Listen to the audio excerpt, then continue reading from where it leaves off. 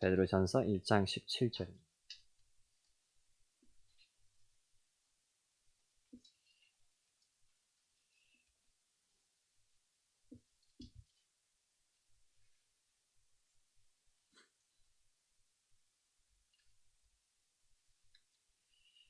베드로전서 1장 17절입니다. 두 번 읽겠습니다. 외모로 보시지 않고 각 사람의 행위대로 심판하시는 일을 너희가 아버지라 부른즉 너희가 나그네로 있을 때를 두려움으로 지내라. 외모로 보시지 않고 각 사람의 행위대로 심판하시는 일을 너희가 아버지라 부른즉 너희가 나그네로 있을 때를 두려움으로 지내라. 아멘. 기도하시겠습니다. 하나님 아버지, 저희 다시 한번 이렇게 주님의 말씀 앞에 왔습니다. 저희가 이 시간에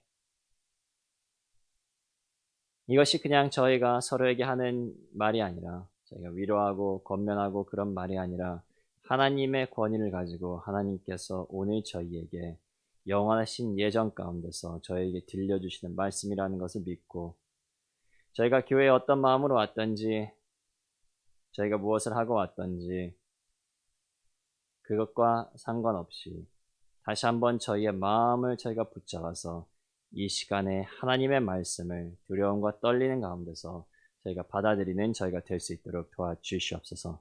특별히 이 모든 것 저희의 힘으로 할 수 없다는 것 고백합니다. 하나님의 말씀은 하나님의 말씀대로 선포하고 하나님의 권능 안에서 선포하는 것, 이 말씀을 저희의 마음으로 받아들여서 이 말씀 가운데 두려워하고 떨리는 마음으로 순종하는 것, 이 모든 것 다 오직 성령님의 힘으로 할 수 있다는 것 다시 한번 고백하오니 저희 불쌍히 여겨주셔서 이 성령의 능력을 저에게 임하여 주시고 그리고 듣는 모든 분들에게 임하게 할 수 있도록 해주사 저희가 하나님의 말씀을 마음으로 받는 저희가 될 수 있도록 도와주시옵소서. 예수 그리스도의 이름으로 기도했습니다. 아멘.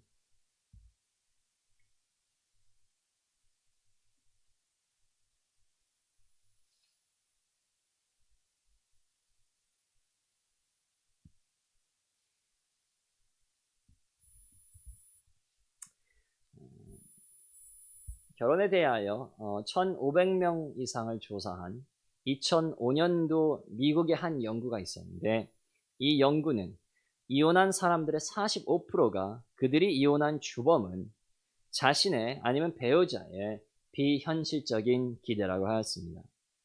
결혼을 하기 전에 가졌던 기대에 미치지 못하였기 때문에 이혼을 한다는 소리였습니다. 보통 사람들은 결혼하기 전에 무엇을 기대합니까? 결혼을 하면 내 배우자는 나를 이해해주고 나를 보호해주며 항상 내 편을 들 것을 기대합니다. 영화가 되었든 소설이 되었든 동화가 되었든 거기서 보는 아름답고 그리고 어쩌면 완벽한 모습을 보며 사람들은 자신이 결혼하면 그 정도까지는 아니지만 그래도 비슷한 행복을 누릴 것이라고 생각합니다. 하지만 이것은 비현실적인 기대이고 신혼기가 지나면 기대했던 것에 미치지 못하는 결혼을 보고 많은 사람들이 이혼을 한다는 것입니다. 그렇다면 왜 사람들은 이런 비현실적인 기대를 가지고 있습니까? 바로 사회가 결혼의 한 부분만을 강조하기 때문입니다. 결혼의 달콤함, 친밀감, 애틋한 시간만을 강조하지 결혼에 필요한 희생, 인내, 부딪힘을 강조하지 않기 때문입니다. 만일 이런 것들도 강조하였다면 사람들은 결혼에 대해 현실적인 기대를 가질 것이고 어려움이 올 때 힘이 들더라도 실망과 좌절에 쌓이지 않을 것입니다. 아쉽게도 저희는 똑같은 치명적인 실수를 영적으로 하지 않나 싶습니다. 현대 교회는 하나님 아버지를 사랑의 아버지로 합니다. 그리고 그것은 잘못된 정보가 아닙니다.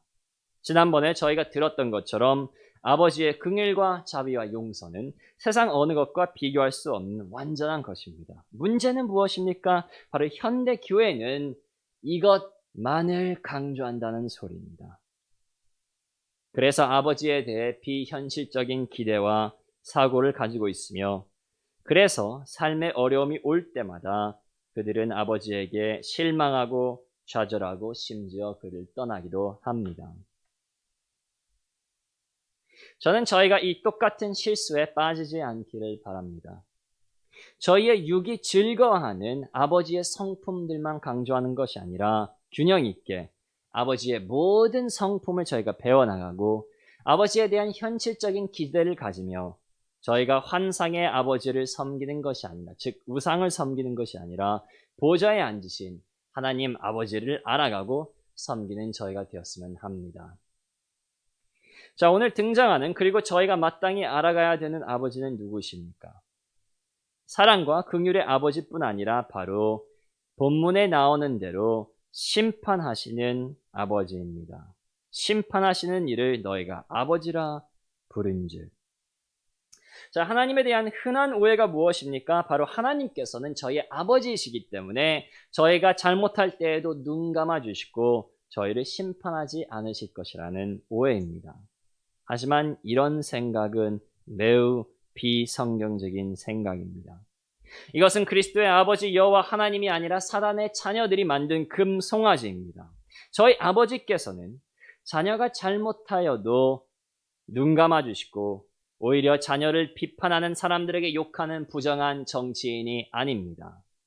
하나님께서는 정의의 하나님으로서 교회 밖에 있는 자들만 아니라 자신의 자녀들 또한 심판을 하십니다. 물론 똑같은 종류의 심판은 아니겠죠. 저희 구원받은 자들은 저희가 구원을 받았기 때문에 예수 그리스도의 의를 통해서 저희가 지옥에 가는 심판은 받지 않지만 그럼에도 불구하고 그 심판대에서 세상 사람들과 똑같은 잣대로 심판을 받는다는 것입니다.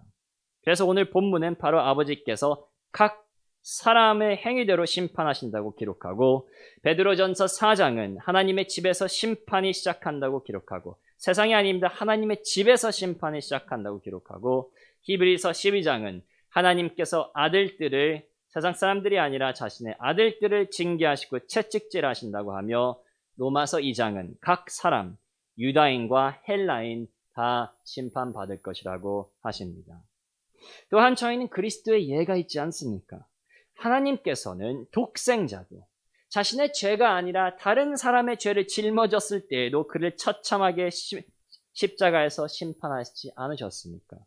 그렇다면 자신의 독생자도 심판하시는 정의의 하나님께서는 양자들은 심판하지 아니하시겠습니까? 성도 여러분, 속지 마십시오. 사랑의 아버지는 또한 정의의 아버지이십니다. 그리고 그는 분명히 말씀하셨습니다. 자신의 자녀들도 교회를 나오는 자들뿐 아니라 진정으로 새 사람이 된 하나님의 자녀들도 반드시 하나님의 심판을 받을 것입니다. 아버지의 보좌의 기초는 의와 공이고 그리스도께서도 그의 심판을 면하지 못하셨으므로 저희를 향한 아버지의 심판은 반드시 있을 것입니다. 이 세상에도 있고 마지막 날에도 있고 그 마지막 날의 심판은 오히려 저희가 먼저 받을 것입니다. 갈라디아서가 경고하지 않습니까? 스스로 속이지 말라. 하나님은 업신여김을 받지 아니하시나니 사람이 무엇인지 심든지 그대로 거두리라. 성도 여러분, 속지 마시길 바랍니다. 교회에서 너무나 자주 들리는 사단의 거짓말에 넘어가시지 말기 바랍니다. 아버지께서는 반드시 그의 모든 자녀들을, 저와 여러분을 심판하실 것입니다. 그렇다면 아버지께서는 저희를 어떻게 심판하실 것입니까? 본문에 기록되어 있습니다. 외모로 보시지 않고 각 사람의 행위대로 심판하시는. 먼저 하나님께서는 심판하실 때 외모를 보지 않으십니다. 물론 이것은 사람이 이쁜지 미운지만을 안 보신다는 소리가 아니라 겉 사람의 어떤 것도 상관하지 않는다는 소리입니다.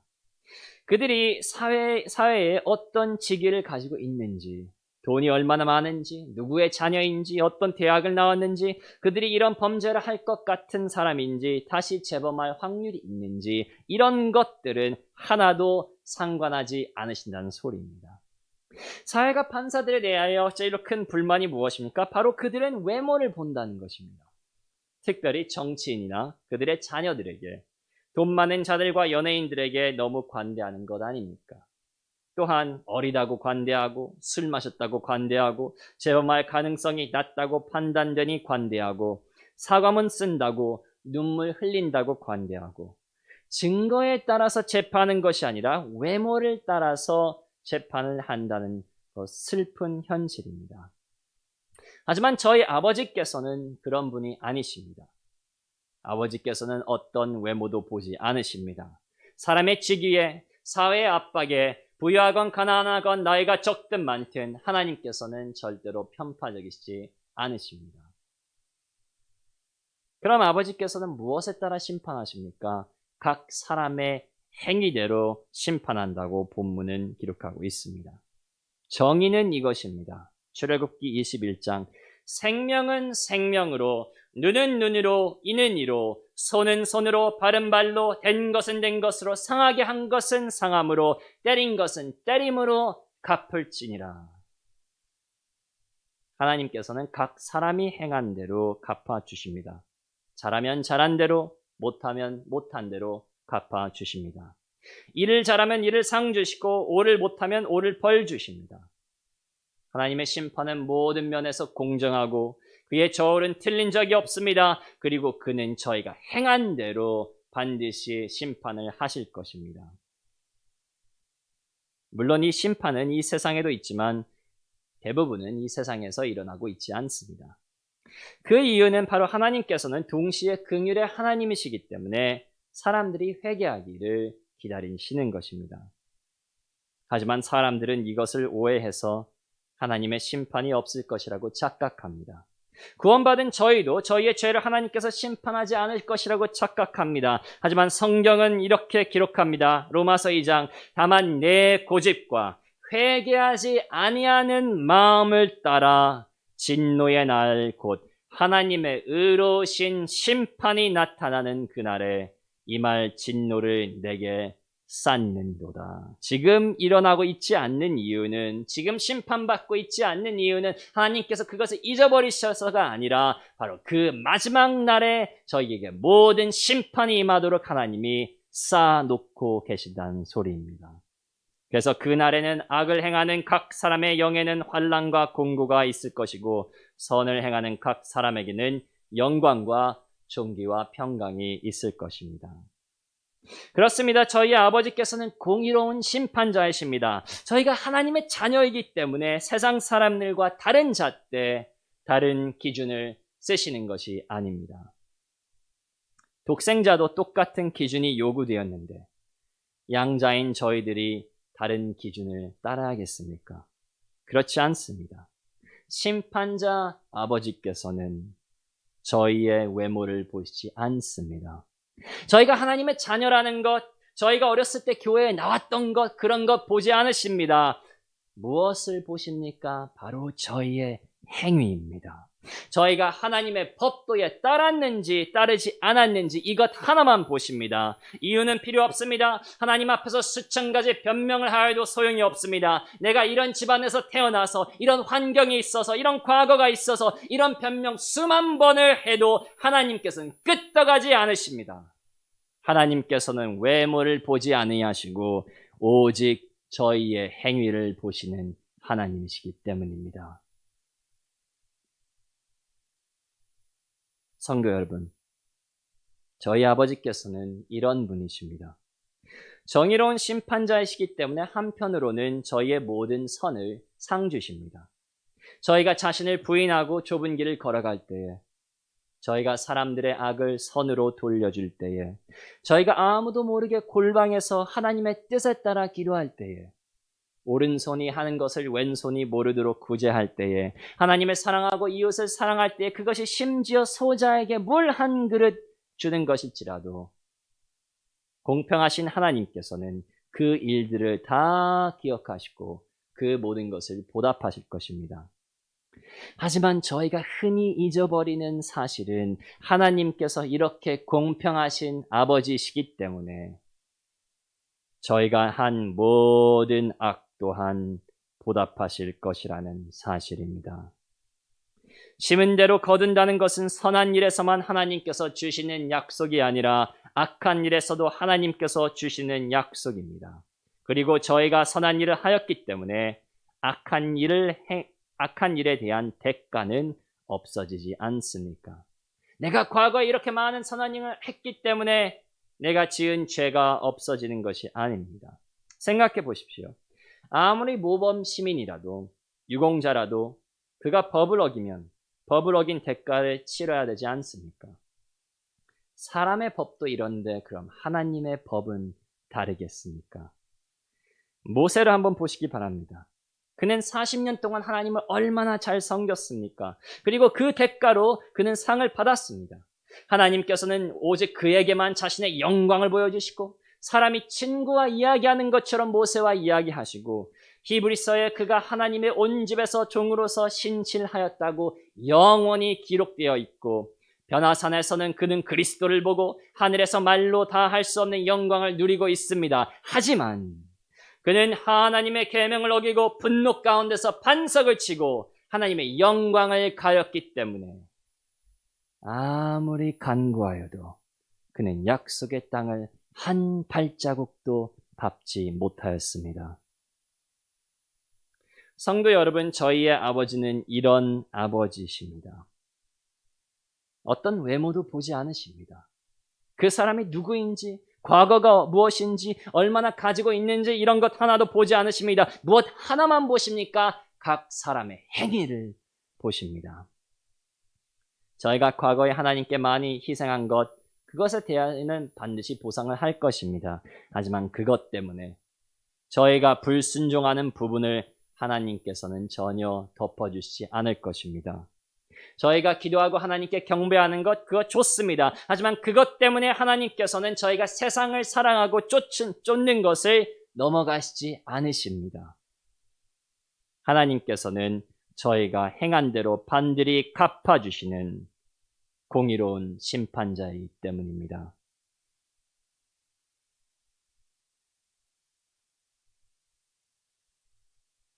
저희 아버지께서 이런 공의로운 심판자시라면 외모를 절대로 보지 않으시고 각 사람의 행위대로 보응하시는 하나님이시라면 저희의 마땅한 반응은 무엇이 되어야 됩니까? 본문은 무엇이라고 합니까? 저희의 올바른 반응은 바로 저희가 두려움으로 지내는 것입니다. 저희의 올바른 반응은 바로 두려움으로 지내는 것입니다. 이 두려움을 경외로 생각하거나 번역하는 분들도 많은데 이 단어는 두려움의 제일로 보편적인 의미이고 그리고 죽음의 두려움, 고통의 두려움 등 이런 경우에도 성경이 쓰는 단어입니다. 그래서 저희가 죽음을 두려워하는 것처럼 고통을 두려워하는 것처럼 저희도 아버지까지 그렇게 똑같이 두려워야 된다는 소리입니다. 조금 의아한 말이 될 수도 있습니다.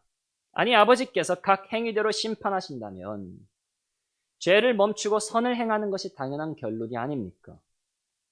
라고 물으실 수도 있습니다. 하지만 본문은 그것이 아니라 아버지를 두려워하라고 합니다. 왜 그렇습니까? 바로 이 두려움만이 죄를 이길 수 있는 것이기 때문입니다. 그리고 이 두려움 없이는 죄를 이길 수가 없기 때문입니다. 많은 사람들이 착각하는 것은 사랑만 있으면 저희는 죄를 이길 수 있다고 생각합니다. 저희가 아버지의 사랑을 충분히 알고 그리고 그를 충분히 사랑하면 저희는 죄를 정복할 수 있다고 생각합니다. 하지만 이것은 사람의 심리와 그리고 사람의 타락을 잘 알지 못하기 때문에 하는 소리입니다. 아이들이 왜 부모님 말씀을 듣습니까? 사랑해서? 물론 그럴 때도 있습니다. 하지만 대부분은 부모님께 혼나기 싫기 때문입니다. 왜 옛날 학생들은 선생님 말씀을 잘 들었습니까? 듣지 않으면 맞았기 때문입니다. 왜 요즘 학생들은 안 듣습니까? 왜냐하면 안 들어도 맞지 않기 때문입니다. 왜 사람들은 경찰의 말을 따릅니까? 왜 말도 안 되는 다양한 코로나 규칙을 구시렁구시렁 거리면서도 따릅니까? 따르지 않으면 처벌이 있기 때문입니다. 저희가 사랑만 있으면 하나님을 순종합니까? 물론 저희가 완벽한 사랑을 1초도 빼지 않고 할 수 있다면 가능할 수도 있겠지만 저희는 그런 존재가 아닙니다. 한번 기억해 보시기 바랍니다. 저희가 하나님에 대한 열정이 있을 때, 하나님을 사랑할 때에, 하나님께 나아가고 싶을 때에 그것이 저희가 죄 짓는 것을 막았습니까? 저희는 하나님을 미워하고 하나님의 법도를 불순종하고 싶어하는 육의 매인 자들로서 그런 저희가 하나님을 두려워하지 않고 순종을 할 수 있다는 생각은 너무나도 어리숙한 말입니다. 성도 여러분, 속지 마십시오. 저희는 두려움 없이 하나님을 순종하는 것이 불가능합니다. 하나님은 저희 아버지이시기 때문에 저희가 하나님을 두려워하는 것은 잘못된 것이라고 외치는 사단의 거짓말에 속지 마시길 바랍니다. 교회에서도 참 많이 하지 않습니까? 하나님은 사랑의 아버지다. 우리를 위해서 함께 하시는 아버지다. 그러므로 하나님을 두려워할 필요 없다. 다 사단의 거짓말입니다. 본문이 무엇이라고 합니까? 두려움으로 지내라. 저희는 아버지를 두려워해야 됩니다. 그의 전능함과 그의 거룩함을 두려워해야 됩니다. 그리고 오늘 본문처럼 그는 외모를 보지 않으시고 각 사람의 행위대로 심판하시기 때문에 두려워해야 됩니다. 이것은 자녀들의 마땅한 자세입니다.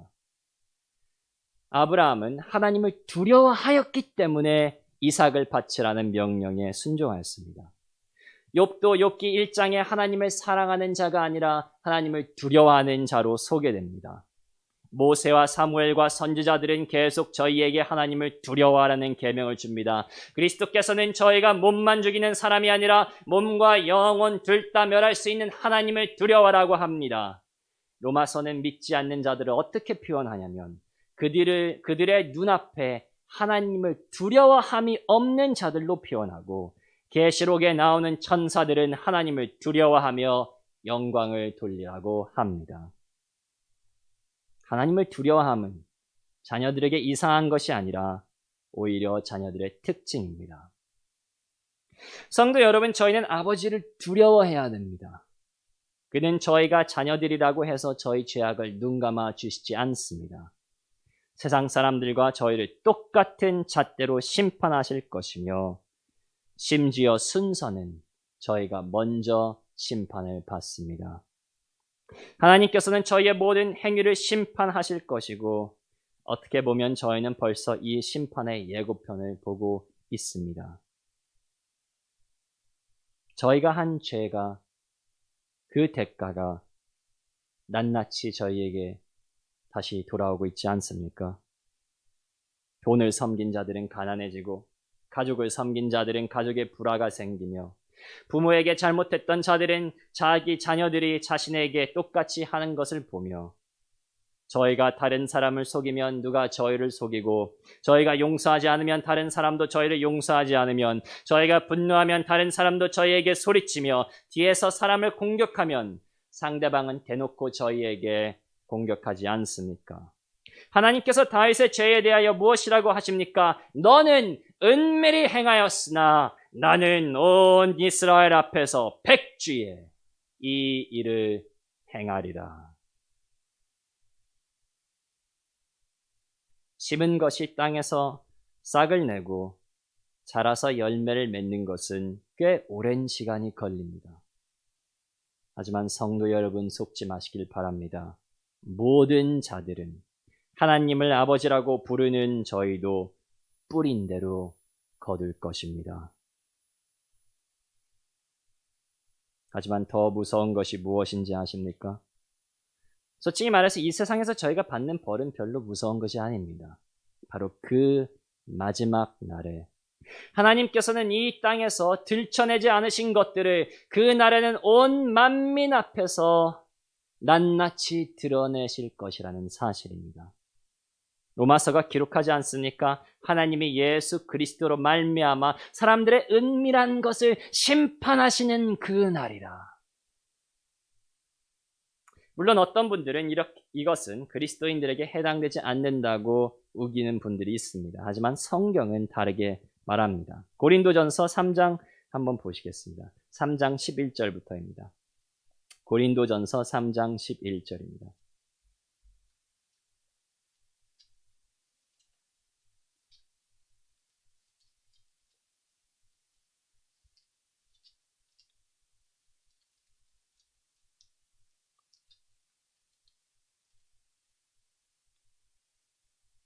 고린도전서 3장 1절 11절부터 15절까지 읽겠습니다. 이 닦아둔 것 외에 능히 다른 터를 닦아둘 자가 없으니 이 터는 곧 예수 그리스도라. 그래서 지금 말하는 것은 지금 예수 그리스도를 터로 삼은 구원받은 자들에 대해서 이야기하는 것입니다. 만일 누구든지 금이나 은이나 보석이나 나무나 풀이나 짚으로 이 터 위에 세우면 각 사람의 공적이 나타날 터인데 그날이 심판의 날이 공적을 밝히리니 이는 불로 나타내고 그 불이 각 사람의 공적이 어떠한 것을 시험할 것임이라. 만일 누구든지 그 위에 세운 공적이 있으면 그대로 있으면 상을 받고 누구든지 그 공적이 불타면 구원을 받을지라도 지옥에 안 가도 해를 받으리니 그러나 자신은 구원을 받되 불 가운데서 받은 것 같으리라. 지금 성경 무엇이라고 말하고 있습니까? 예수 그리스도를 터로 둔 구원받은 자들도 천국에 들어가는 자들도 불로 시험을 받을 것입니다. 저희가 한 모든 일이 불로 시험받을 뿐 아니라 저희가 진짜로 하나님을 위한 일이었는지 하나님의 이름을 쓰면서 자신의 영광을 위하여 하였는지 이 모든 비밀이 드러날 것이라는 사실이고 공적이 불타는 사람은 그의 죄를 용서받고 그리스도의 의를 입어서 천국에 갈지 하더라도 그 심판대에서 해를 받을 것이라는 하나님의 경고입니다. 성도 여러분 두렵지 않습니까? 그 마지막 날에 아브라함과 모세와 다윗과 하나님의 위대한 성도들 앞에서 불길 가운데 거하는 천구 천사 앞에서 가까이 갈 수도 없는 빛 가운데 거하시는 하나님 앞에서 저희의 모든 행위와 동기가 드러날 날이 두렵지 않으십니까? 그때에는 저희가 기도하는 척했던 모든 가짜 기도가 드러날 것입니다. 생각 없이 부른 모든 찬양이 드러날 것입니다. 저희가 얼마나 이기적이었고 얼마나 자신만을 생각하고 얼마나 하나님의 나라에는 관심이 없었는지 보여질 것입니다. 얼마나 교회에서는 거룩한 척하지만 문 밖을 나가면 세상을 사랑하는지 보여질 것입니다. 저희가 얼마나 자신을 위하여 살았는지, 교회 일은 하면서도 하나님은 안중에 없었는지, 저희가 하나님을 사랑해서가 아니라 내가 행복하기 위하여, 우리 자녀들을 위하여, 내 야망을 이루기 위하여 하나님과 이웃을 사랑하는 척했는지 드러날 것입니다. 그리고 저희가 했던 모든 죄들, 세상 사람 아무도 모를 것이라고 생각한 음란과 방탕, 시기와 질투, 분노와 욕설, 교만과 게으름, 거짓말과 우상숭배, 자기 사랑, 자기 의로움, 자기 확신, 스마트폰에서 비밀리에 보는 모든 더러운 것들이 다 그 영광스러운 존재들 앞에서 낱낱이 드러날 것입니다. 그때에 저희 공적이 아버지의 불로 심판받아 타버리고 수치를 당하지 않을 자신이 있으십니까? 온 우주가 보는 앞에서 저희의 행위가 드러날 때에 지금 저희의 삶으로 떳떳할 자신이 있으십니까?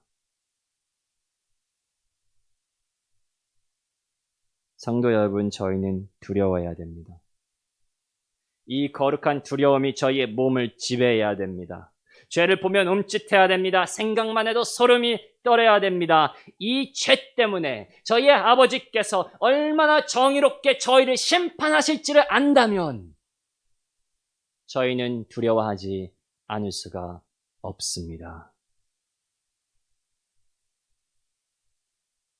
그리고 왜 저희는 오늘 더욱 두려워해야 됩니까? 바로 본문에 이런 단어들이 있기 때문입니다. 1장 17절 너희가 나그네로 있을 때를 너희가 나그네로 있을 때 무슨 소리입니까? 바로 저희가 지금 여기 오래 살 것 같지만 나그네 같아서 조금 있으면 이 땅을 떠나야 된다는 것입니다. 저희는 어떻게 생각합니까? 내가 많은 죄를 지었지만 그것을 만회할 수 있는 시간은 참 많겠지.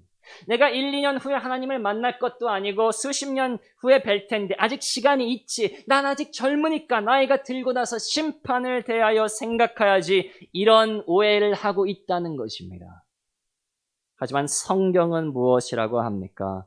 저희는 나그네입니다. 하루 있다가 다음 날에 떠날 수 있는 나그네라는 소리입니다. 특히 저희에게 이 말씀이 더욱 적합한 것은 바로 그리스도의 재림이 매우 가깝기 때문입니다. 바로 기록된 말세의 예언들이 오늘 저희 눈앞에서 이루어지고 있기 때문입니다. 그리스도께서 재림하시기 전에 이스라엘이 다시 나라가 될 것이라고 성경은 기록하는데 1948년에 벌써 나라가 되었습니다. 재림 전에 사람들이 태양의 열 때문에 고통당할 것이라고 예언되었는데 온난화가 급속히 이루어지고 있으며 작년은 지구상 제일로 더운 해였습니다.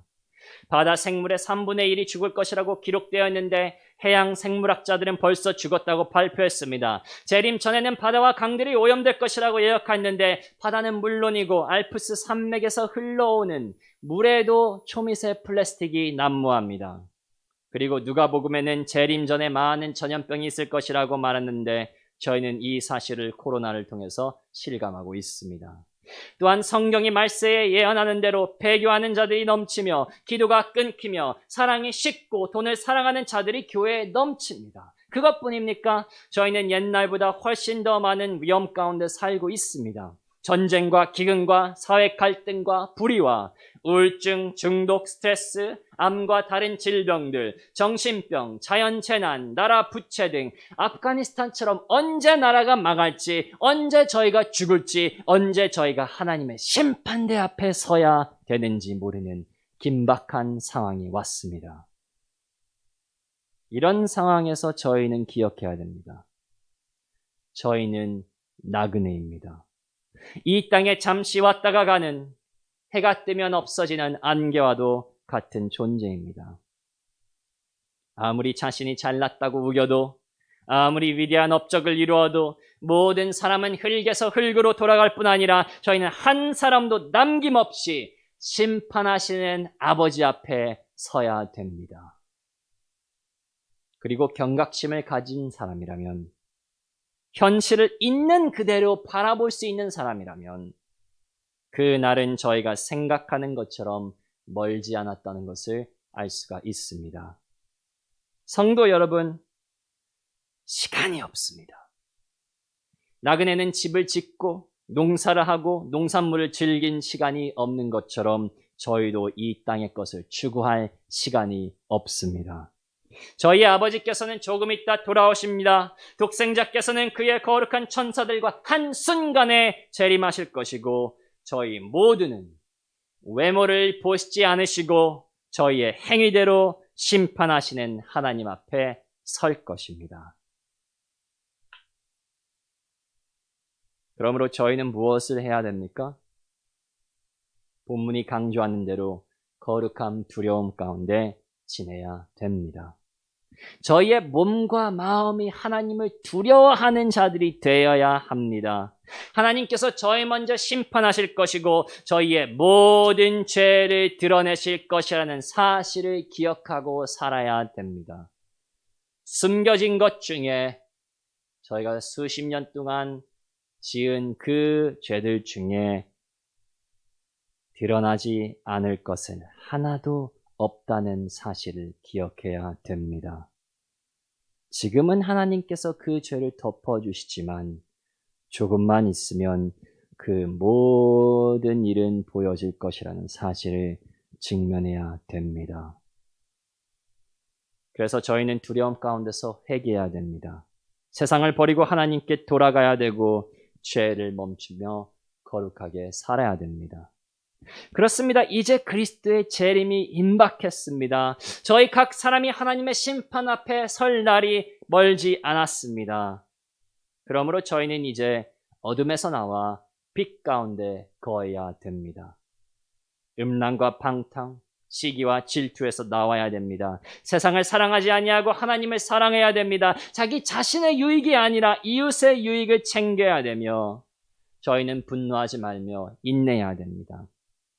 시기하지 않고 함께 기뻐해야 됩니다. 먼저가 아니라 마지막이 되어야 합니다. 더러운 생각과 악한 말이 아니라 깨끗한 생각, 사랑의 말을 해야 됩니다. 게으르지 않고 부지런히 하나님을 찾아야 됩니다. 식은 마음을 다시 불붙여 첫사랑을 되찾아야 됩니다. 머리를 굴리는 것이 아니라 기도를 해야 됩니다. 내 뜻이 아니라 하나님의 뜻대로 저희는 살아가야 됩니다. 잊지 마시길 바랍니다. 하나님께서는 외모를 보시지 않고 각 사람의 행위대로 심판하시는 아버지께서는 저희가 한 마지막 말까지 다 기억하실 것입니다.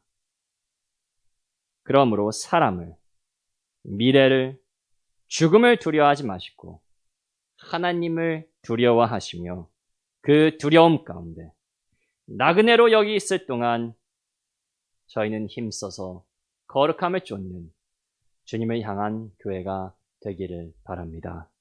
기도하시겠습니다.